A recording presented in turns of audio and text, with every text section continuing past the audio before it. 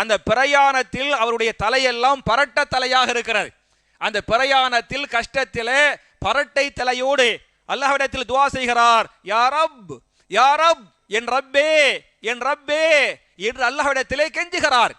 ஆனால் அவருடைய துஆவை அல்லாஹ் ஏற்றுக்கொள்ள மாட்டான். அவருடைய துஆவை அல்லாஹ் ஏற்றுக்கொள்ள மாட்டான். ஏன் ஏற்றுக்கொள்ள மாட்டான் என்று சொன்னால், மத்அமுஹு ஹராமுன், அவர் உண்ணக்கூடிய உணவு ஹராமாக இருக்கிறது. வ மஷ்ரபுஹு ஹராமுன், அவர் பருகக்கூடிய பானம் ஹராமாக இருக்கிறது. வ மல்பசுஹு ஹராமுன், அவர் உடுத்தக்கூடிய துணி என்னவாக இருக்கிறது? ஹராமாக இருக்கிறது. அப்ப ஹராமான பொருளை அல்லது ஹராமான உழைப்பின் மூலமாக சாப்பிட்டு தண்ணி குடிச்சு அந்த உடைய உடுத்திக்கிட்டு எவ்வளவு கஷ்டப்பட்டு யா ரப்பு யா ரப்பு யா ரப்பு என்று சொன்னாலும் அல்லாஹ் என்ன செய்ய மாட்டான்? ஏத்துக்கற மாட்டான். எல்லாம் ஹலாலா இருக்கணும்.